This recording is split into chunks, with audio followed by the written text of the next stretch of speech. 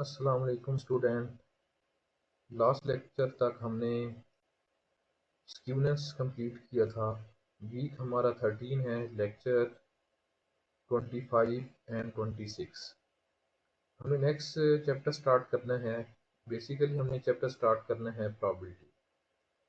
तो प्रोबेबिलिटी से पहले कुछ हमारे बेसिक कॉन्सेप्ट्स हैं। बेसिक कॉन्सेप्ट्स में हमारे पास आज के लेक्चर में जो हमने करना है उसमें हमारे पास जो हमारे ऑब्जेक्टिव्स हैं उसमें हमारे पास सबसे पहले है सेट थ्योरी। उसके बाद सेट थ्योरी वही है जो आपने पहले की हुई है, बस थोड़ा सा इंट्रोडक्शन है और कोई नहीं है इतना मुश्किल। उसके बाद हमारे पास सेट ऑपरेशंस हैं कि हमारे पास सेट से कौन कौन से ऑपरेशंस होते हैं। उसके बाद हमारे पास कार्टेशियन प्रोडक्ट है, यानी कि सेट का जो क्लास प्रोडक्ट है वो। उसके बाद हमारे पास कुछ प्रोबेबिलिटीज़ की डेफिनेशंस आ जाएंगी, जिसमें हमारे पास रैंडम एक्सपेरिमेंट है। उसके बाद sample space.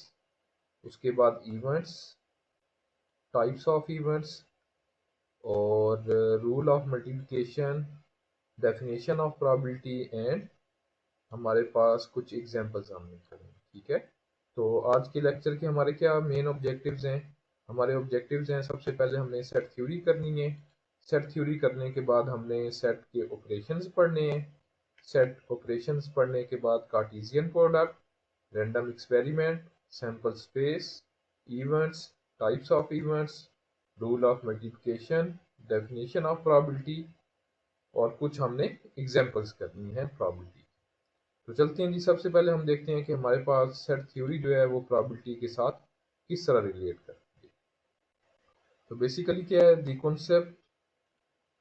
Concept of set plays important role in the theory of probability.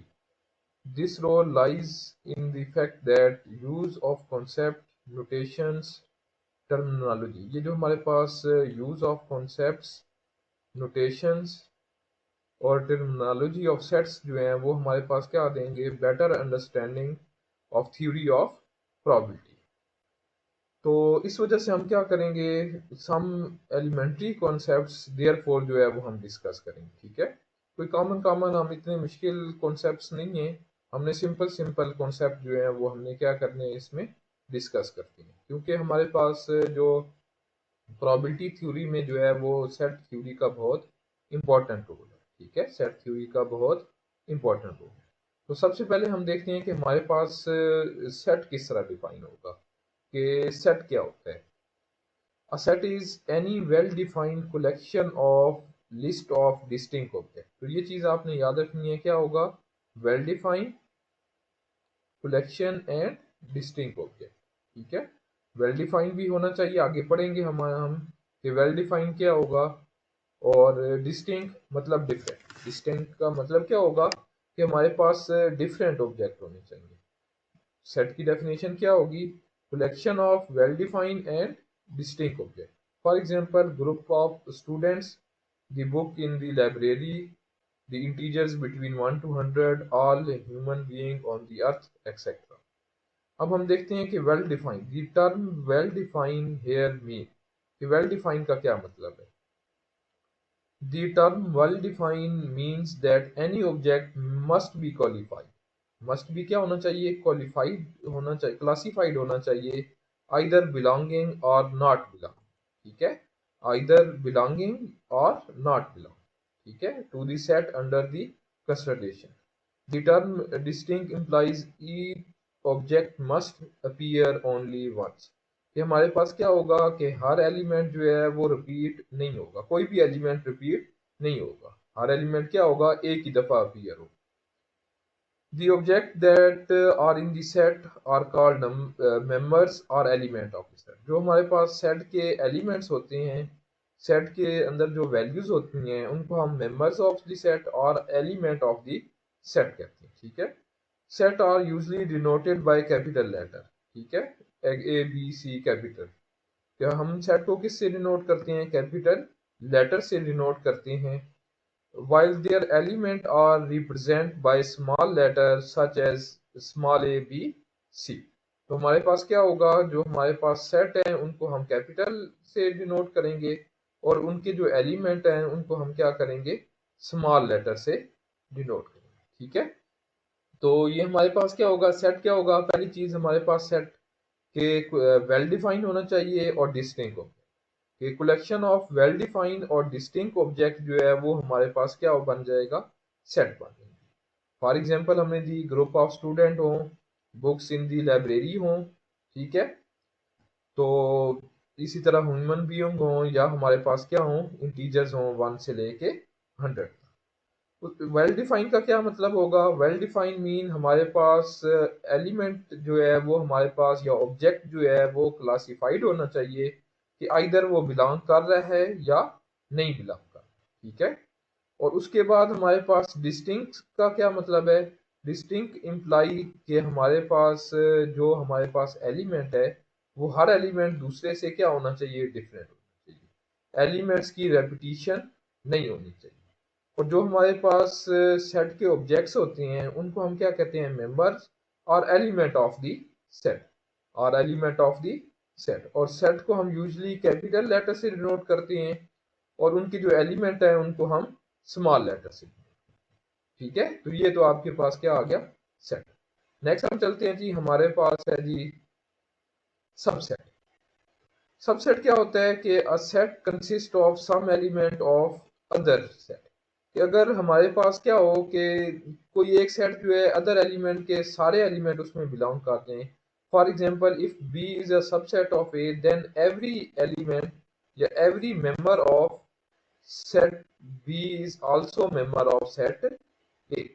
अगर बी का हर एलिमेंट हमारे पास सेट ए में हो तो बी क्या हो जाएगा, देन सबसेट हो जाएगा। देन क्या होगा, बी जो है वो आपके पास ए का सबसेट होगा। और इसको किस तरह नोटेशन करेंगे, A is the superset of B या B is the subset of A या B is the subset of A. For example हमारे पास एक सेट है 1 2 3 4 5 और एक बी सेट है हमारे पास 2 3 4।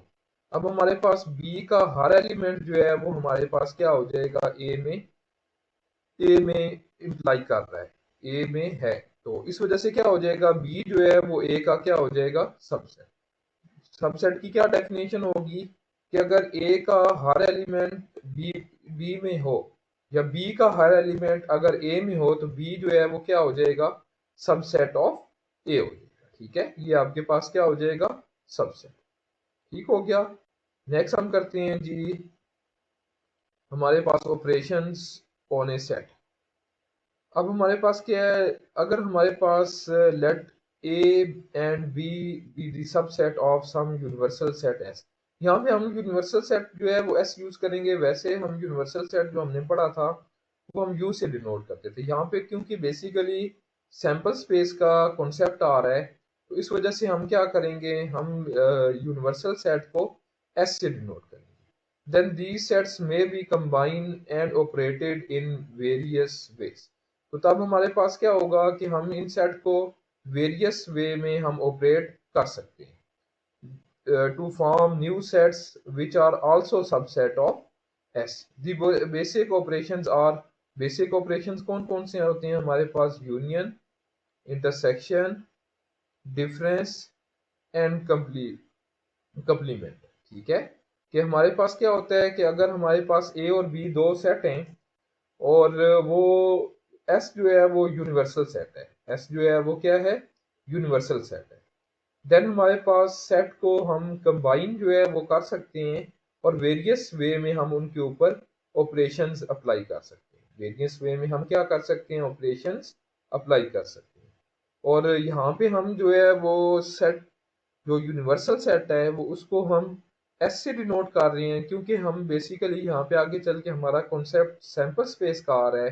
तो इस वजह से हम क्या करेंगे, यू से डिनोट नहीं करेंगे बल्कि किस से डिनोट करेंगे, हम एस से डिनोट करेंगे। और ये जो बेसिक ऑपरेशंस हैं ये कौन कौन से हैं, बेसिक ऑपरेशंस हमारे पास है union, intersection, difference and complement. ठीक है, तो बेसिक हमारे पास चार ऑपरेशंस हैं, union, intersection, difference and complement. तो ये हमने जो बेसिक ऑपरेशंस हैं ये हमने पढ़ने हैं, ये क्योंकि हमारे पास प्रोबेबिलिटी में यूज हो। ठीक है।